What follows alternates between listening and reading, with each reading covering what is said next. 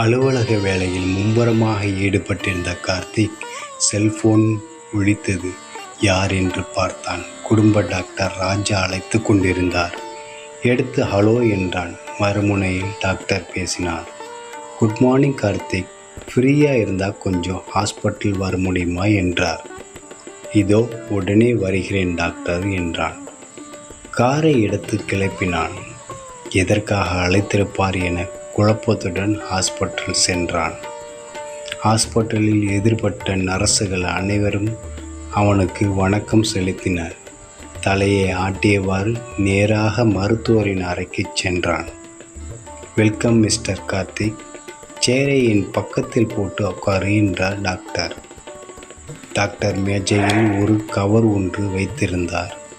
அதை எடுத்து அவனிடம் நீட்டினார். இதில் இருக்கிற பொண்ணு பேர் லதா. பக்கத்து கிராமத்தில் இருக்குது. ரொம்ப ஏழ்மையான குடும்பம்.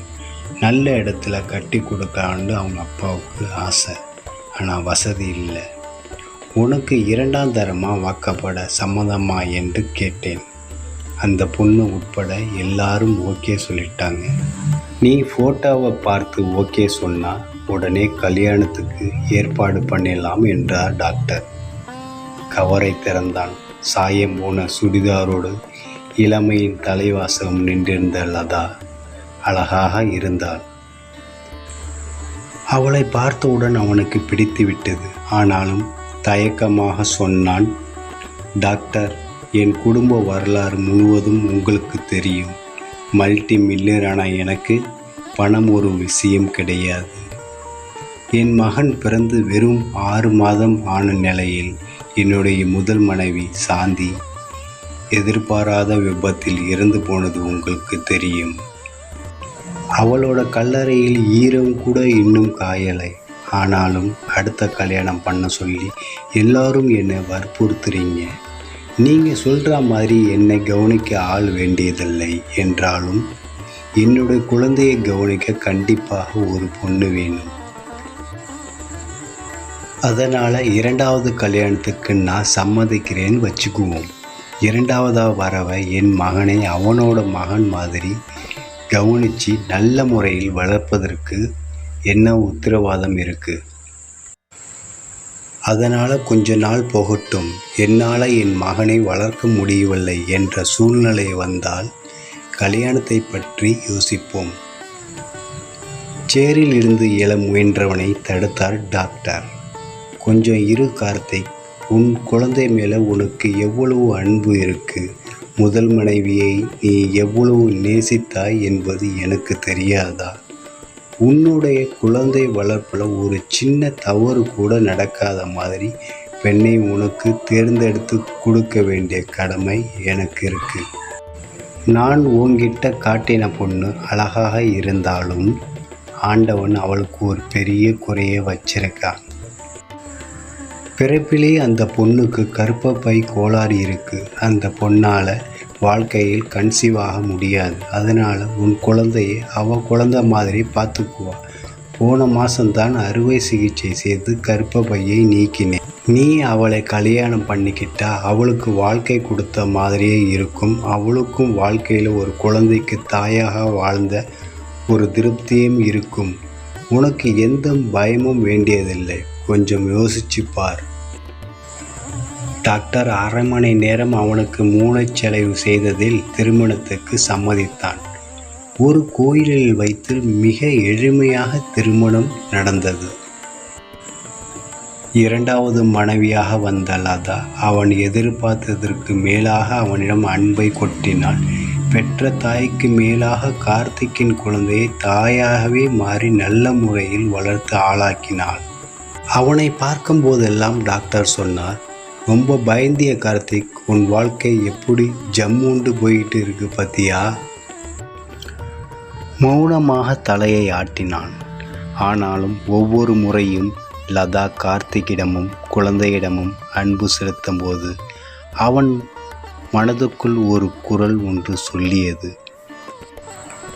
கார்த்திக், அந்த டாக்டர் சொல்வது போல இவள் ஒன்றும் தியாகி அல்ல, சுயநலவாதிதான். கடவுள் இவளை வறுமையில் பிடையில் சிக்கித் தவிக்கும் குடும்பத்தில் பிறக்க வைத்தாவிட்டாலும் குழந்தை பாக்கியம் இல்லை என்பது போல கர்ப்பப்பையில் கோளாறை ஏற்படுத்தி இருக்காவிட்டாலும் இவள் உன் மீதும் குழந்தை மீதும் அன்பு செலுத்தியிருக்க மாட்டாள். இவளுக்கு கர்ப்பப்பையில் கோளாறை வைத்த இறைவன் முதல் மனைவியை உன்னிடம் இருந்து பிடுங்கி அவன் செய்த தவறை சரி செய்ய இவளை அனுப்பி வைத்திருக்கிறான். இந்த பிரச்சனை இல்லை என்றால் இவளும் வேறு ஒருவனுக்கு வாழ்க்கைப்பட்டு குழந்தை பெற்று அசல் தாயாக மாறி ஒரு பெண்ணிற்கான முழு வாழ்க்கையும் வாழ்ந்திருப்பாள். காலங்கள் உருண்டோடியது. குழந்தை வாலிபன் ஆனான். அவனுக்கு நல்ல இடத்தில் திருமணம் செய்து முடித்து கையோடு லதாவை புற்றுநோய் தாக்கி எதிர்பாராமல் இறந்து போனாள்.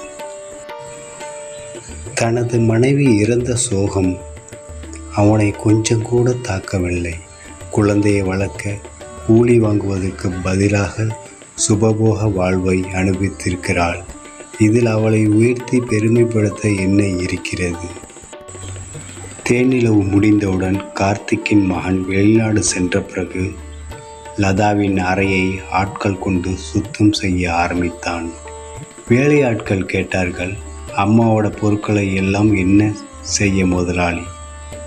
கார்த்திக் சொன்னான், அதையெல்லாம் நீங்களே வைத்து கொள்ளுங்கள். அவளுடைய பொருட்கள் என ஒன்று கூட இங்கே இருக்கக்கூடாது. வேலையாட்கள் லதாவின் பொருட்களை ஒதுக்க ஆரம்பித்தார்கள். திடீரென அறைக்குள் ஏதோ ஒன்று கீழே விழுந்த கண்ணாடி சிதறும் சத்தம் கேட்டது. அறைக்குள் ஓடிப்போய் பார்த்தான். சுவற்றில் மாற்றியிருந்த லதாவின் திருமண புகைப்படம் கீழே விழுந்திருந்தது. கண்ணாடி உடைந்து சிதறி கிடந்தது.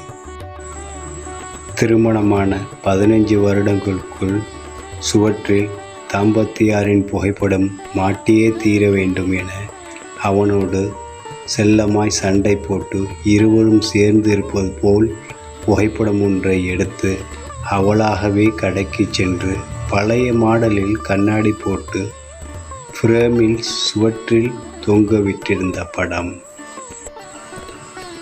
குனிந்து புகைப்படத்தை எடுத்தான். கீழே விழுந்ததில் புகைப்படம் அட்டை தனியாக கலண்டு வந்தது.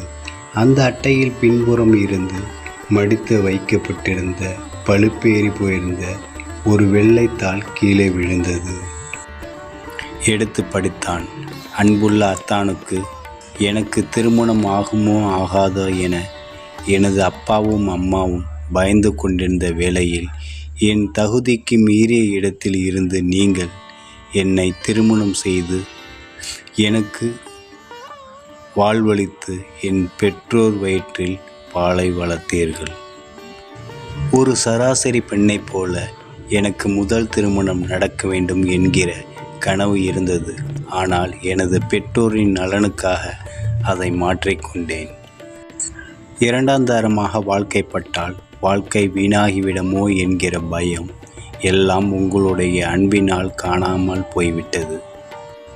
எனக்கு குழந்தை பிறந்தால் உங்கள் குழந்தையின் மீது அன்பு செலுத்தாமல் போய்விடுவேன் என்கிற பயம் உங்களுக்கு இருப்பதாக டாக்டர் சொன்னார். நீங்கள் அவருடைய குடும்ப நண்பர் என்பதால் கண்டிப்பாக உங்களை திருமணம் செய்து கொள்ள வேண்டும் என டாக்டர் வற்புறுத்தினார். எனக்கு பெரிய அளவிற்கான படிப்பும் அறிவும் இல்லை. மனம் விட்டு பேசும்படியாக தோழிகளும் கிடையாது. பிறந்ததிலிருந்தே எனக்கு எந்த சுகத்தையும் அனுபவித்ததும் இல்லை. நான் விரும்பியது எதுவும் எனக்கு கிடைத்ததும் இல்லை. பிறருக்காகவே வாழ்ந்த நான் உங்களுக்காகவும் குழந்தைக்காகவும் வாழ முடிவெடுத்தேன். டாக்டர் திருமணத்திற்கு முன்பு உங்களிடம் சொல்லியது போல் எனக்கு கர்ப்பப்பையில் எந்த கோளாறும் கிடையாது. நீங்கள் என்னை திருமணம் செய்ய சம்மந்தம் தெரிவித்த சொன்ன பிறகு தான் கர்ப்பமாகாமல் இருக்க வேண்டுமென்றால் கர்ப்பப்பையை எடுக்க வேண்டும் என டாக்டர் சொன்னார். ஏழை குடும்பத்தில் பிறக்க வைத்த என்னை இந்த சூழ்நிலைக்கு சிக்க வைத்த இறைவனை திட்டியபடியே மனதில் மிகுந்த வலியோடு அதற்கு சம்மதித்தேன். ஆனால் உங்களோடு வாழ ஆரம்பித்த பிறகுதான் என்னுடைய எண்ணமெல்லாம் எவ்வளவு தவறு என்று புரிந்தது. எந்த இறைவனை திட்டினோ அந்த இறைவன் அருளால் அன்பான கணவன், அன்பான மகன் கிடைத்தார்கள். ஒருவேளை எனக்கு முதல் திருமணம் நடந்து முறையாக குழந்தை பிறந்திருந்தால் கூட இவ்வளவு அன்பாக இருந்திருப்பார்களா என தெரியாது. இந்த விஷயத்தை நான் உயிரோடு இருக்கிற காலம் வரைக்கும் உங்களிடம் சொல்லக்கூடாது என என்னிடம் சத்தியம் வாங்கி கொண்டார் டாக்டர். ஆனாலும் ஒரு ரகசியத்தை உங்களிடம் இருந்து மறைத்து சாக நான் விரும்பவில்லை. அதனால் நடந்த உண்மைகளை தாளில் எழுதியிருக்கிறேன். என்றாவது ஒரு நாள் இந்த தாள் உங்கள் கையில் சிக்கினால் உண்மை தெரிய வரும். உங்களுக்கு இரண்டாம் தரமாக வாழ்க்கைப்பட வருத்தத்திற்கும் கர்ப்பப்பையை எடுக்கும்போது கணக்கு வழக்கு இல்லாமல் கவலைப்பட்டதற்கும் உங்களிடம் மன்னிப்பு கேட்கிறேன். என்னுடைய பீரோவில் எனது முகூர்த்தப்பட்டு சேலைக்கு அடியில் டாக்டர் எனக்கு ஆபரேஷன் செய்த கர்ப்பப்பையை எடுத்த மருத்துவ சான்றிதழ் இருக்கிறது. அதை எடுத்து பார்த்து எனக்கு கர்ப்பப்பையில் கோளாறு இல்லை என்பது உங்களுக்கு தெரியும். இந்த விஷயம் நமது மகனுக்கு தெரியாமல் பார்த்து கொள்ளுங்கள். எல்லாவற்றையும் படித்த பிறகு கார்த்திக் பெருங்குரலில் அழ ஆரம்பித்தான். பொருட்களை ஒதுக்கி கொண்டிருக்கும் ஆட்கள் ஓடி வந்து என்ன முதலாளி என்றனர். கண்ணீரோடு சொன்னான், லதாவின் பொருட்களை மீண்டும் அதே இடத்தில் வைத்து விடுங்கள். லதாவின் நினைவாகவும் அவளின் தியாகங்களை சுமந்து கொண்டு நிற்கும் அந்த பொருட்கள் இல்லாமல் என்னால் வாழ முடியாது என்றான் கார்த்திக். ஓகே ஃப்ரெண்ட்ஸ், இந்த கதையை பற்றி உங்களுடைய கருத்துக்களை சொல்லுங்கள். இந்த கதையில் யார் மனதையும் புண்படுத்துவதற்காகவும் இல்லை. நன்றி, வணக்கம்.